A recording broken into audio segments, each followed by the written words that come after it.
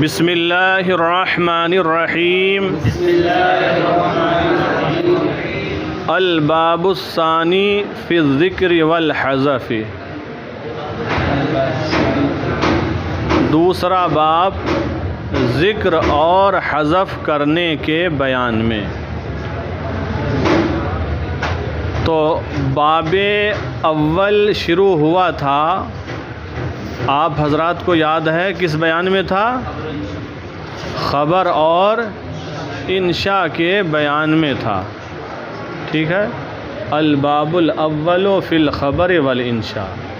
اب یہ ہے الباب الثانی فی الذکر والحذف، ذکر اور حذف کے بیان میں۔ یہ بلاغت کا ایک حصہ ہے۔ یہ جو مسند الیہ اور مسند ہوتا ہے تو کہیں اس کو حذف کرتے ہیں، کہیں مسند کو یا کہیں مسند الیہ کو، اور کہیں ذکر کرتے ہیں۔ تو کہاں ذکر کرنا بہتر ہے یا کہاں ذکر نہ کرنا بہتر ہے، کیا اصل ہے، اس سلسلے میں بات ہوگی اس دوسرے باب میں۔ ذکر و حذف یعنی کہاں لفظ کو ذکر کرنا ہے اور کہاں لفظ کو حذف کرنا ہے۔ لکھتے ہیں اذا ارید افادۃ السامع حکما فأی لفظ يدل على معنى فیہ فالاصل ذکرہ۔ اذا ارید افادۃ السامع حکما، جب سامع کو کسی حکم کا فائدہ پہنچانے کا ارادہ کیا جائے، جو ہمارا مخاطب ہے، سامع ہے، جو بات کو سن رہا ہے، جب ارادہ کیا جائے کہ مخاطب کو، سامع کو کسی حکم کا فائدہ پہنچائیں، یعنی کوئی حکم اس تک پہنچائیں، کوئی خبر پہنچائیں، تو جب سامع کو کسی حکم کا، کسی خبر کا کوئی فائدہ پہنچانے کا ارادہ کیا جائے، فَأَيُّ لَفْظٍ يَدُلُّ عَلَى مَعْنًى فِيهِ، تو جو لفظ معنی پر دلالت کرے جو اس میں ہے۔ فَأَيُّ لَفْظٍ، تو جو لفظ يَدُلُّ عَلَى مَعْنًى، اس معنی پر دلالت کرے، فِيهِ جو اس میں ہے، فَالْأَصْلُ ذِكْرُهُ، تو اصل ہے اس کو ذکر کرنا، اصل ہے اس کو۔ آپ نے ایک حکم، ایک معنی مخاطب تک، سامع تک پہنچانے کا ارادہ کیا، تو وہ لفظ جو اس معنی پر، اس حکم پر دلالت کر رہا ہے، تو اصل ہے اس کا ذکر کرنا، اصل ہے اس کا ذکر کرنا۔ ہاں، ذکر نہ کرنا اس وقت بہتر ہوگا جب کلام کا باقی حصہ اس معنی پر بھی دلالت کر لے رہا ہو۔ کلام کا باقی حصہ اس معنی پر دلالت کر لے رہا ہے اور اس معنی کے لیے جو لفظ وضع کیا گیا اس کو ذکر کرنے کی ضرورت نہ ہو۔ بغیر ذکر کیے بھی جو کلام کا باقی حصہ ہے اس کی دلالت اس معنی پر بھی اگر ہو جائے تو ایسی صورت میں ذکر نہ کرنا اصل ہے۔ دیکھیں آگے والا، وَأَيُّ لَفْظٍ عُلِمَ مِنَ الْكَلَامِ، اور جو لفظ کلام سے جان لیا جائے، کیوں؟ لِدَلَالَةِ بَاقِيهِ عَلَيْهِ، کیونکہ باقی کلام کی دلالت اس پر ہو رہی ہے۔ جو لفظ کلام سے جان لیا جائے، کیوں؟ کیسے جان لیا جائے گا؟ کیونکہ باقی کلام کی دلالت اس لفظ پر ہو رہی ہے۔ تو جب لفظ کو بغیر ذکر کیے ہی معنی معلوم ہو جا رہا ہے، جو آپ کا مقصد ہے وہ حل ہو جا رہا ہے، فَالْأَصْلُ حَذْفُهُ، تو اصل یہ ہے، اصل ہے اس کو حذف کرنا، اصل یہ ہے کہ اس لفظ کو حذف کر دیا جائے۔ جب لفظ کو ذکر کیے بغیر بھی معنی آپ تک پہنچ جا رہا ہے، بات آپ سمجھ جا رہے ہیں، تو اصل یہ ہے کہ اس لفظ کو حذف کر دیا جائے۔ تو پتہ یہ لگا، جب مخاطب کو، سامع کو کسی حکم کا فائدہ پہنچانے کا ارادہ کیا جائے تو جو لفظ اس معنی پر دلالت کرے جو معنی اس میں ہے، تو اس لفظ کو ذکر کرنا اصل ہے، اس لفظ کو ذکر کرنا اصل ہے۔ اور اگر وہ لفظ، وہ معنی کلام سے سمجھ لیا جائے،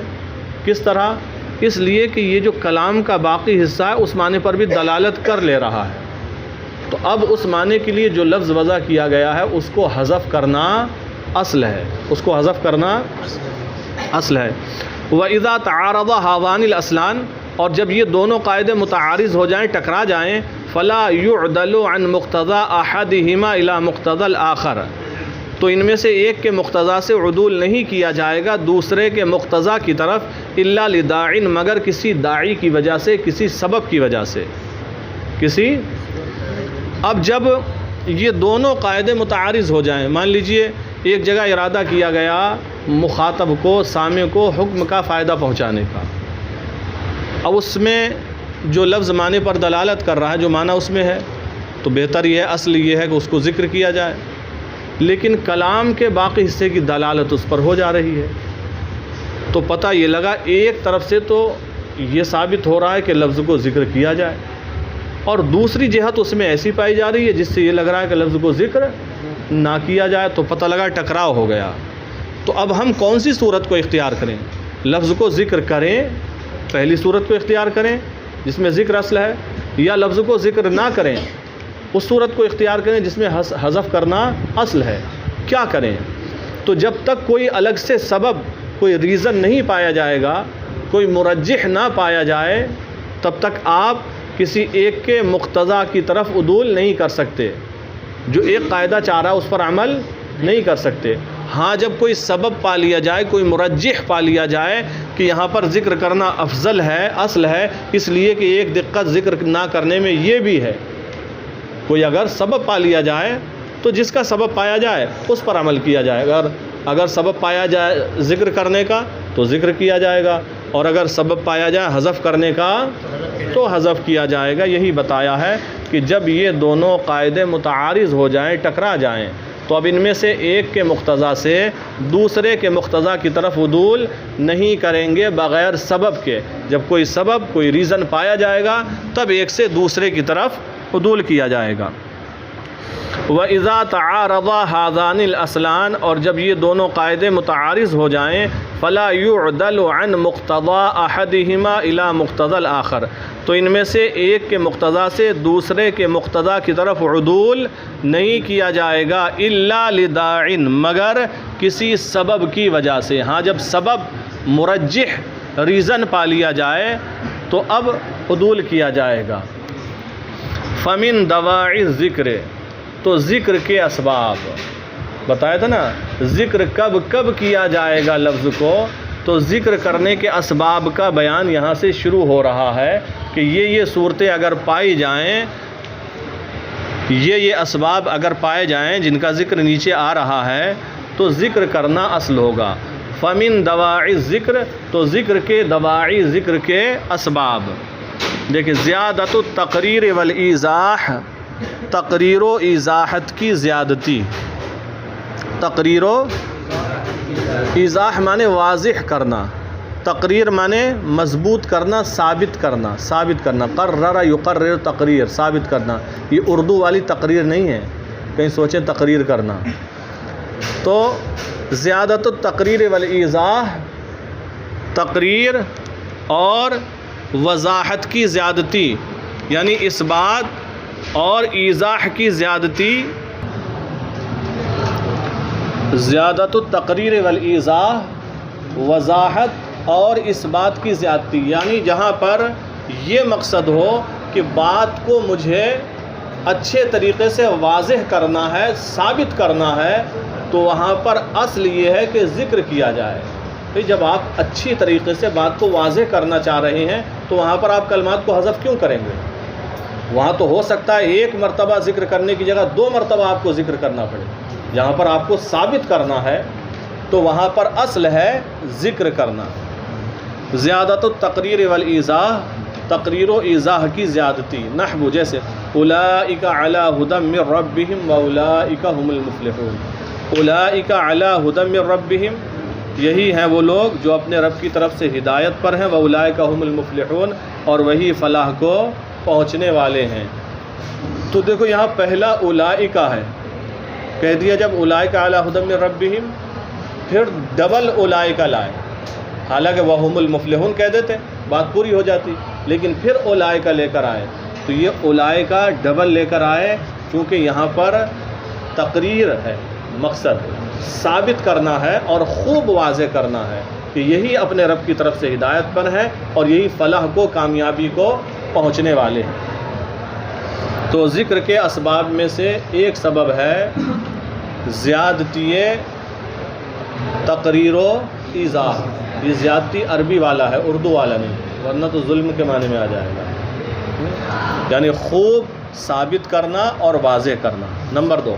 وقلۃ الثقۃ بالقرینۃ لضعفها او ضعف فہم السامع۔ وقلۃ الثقۃ،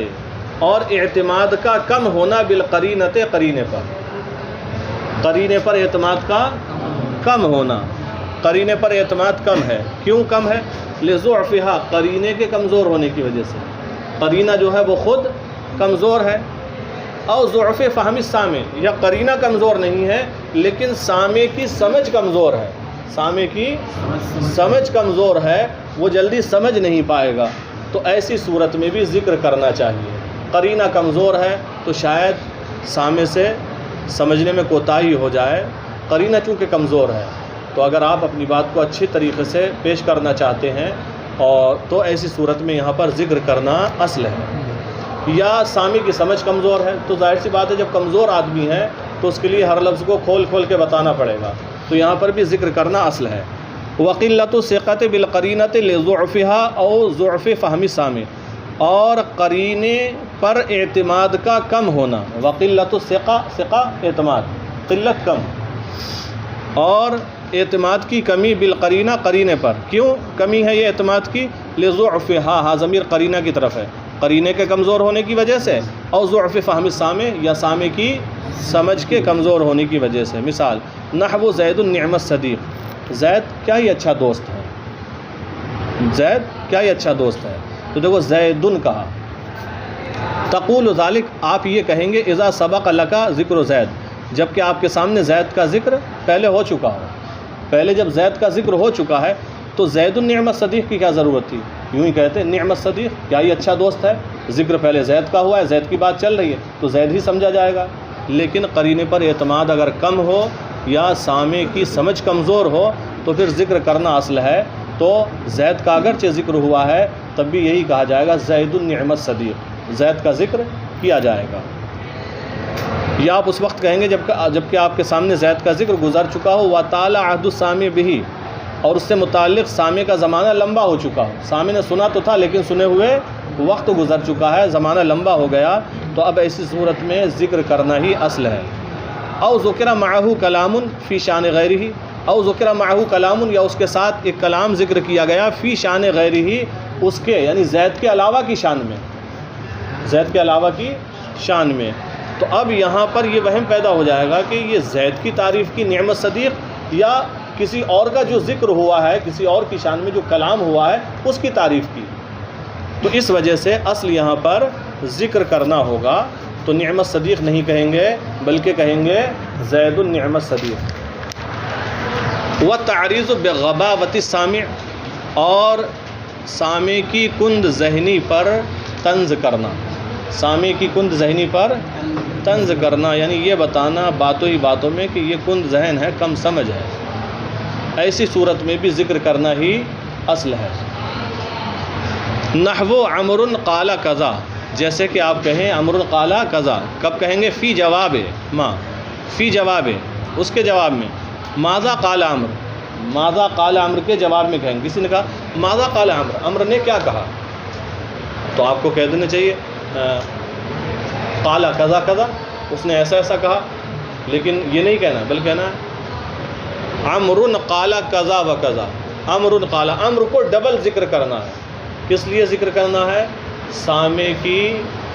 کند ذہنی پر طنز کرتے ہوئے، ارے یہ بیوقوف ہے، اس کے سامنے ڈبل ذکر کرو، عمر کا انعام لو، کہیں ایسا نہ ہو کسی اور کے ساتھ جوڑ لے یہ۔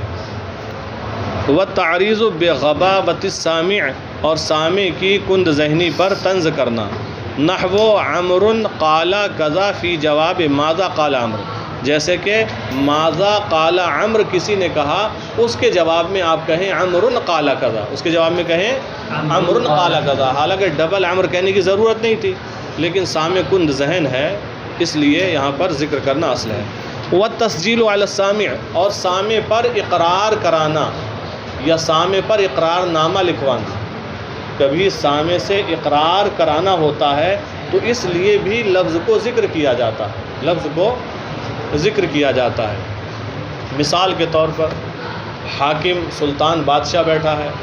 یا قاضی بیٹھا ہے، مقدمے کا فیصلہ ہو رہا ہے، کارروائی چل رہی ہے، تو اب قاضی نے کہا، جیسے جج کہتے ہیں نا وکیلوں سے یا گواہ سے، اس سے کہا کیا عمر نے یا زید نے یا بکر نے، جو بھی نام رکھ لیں،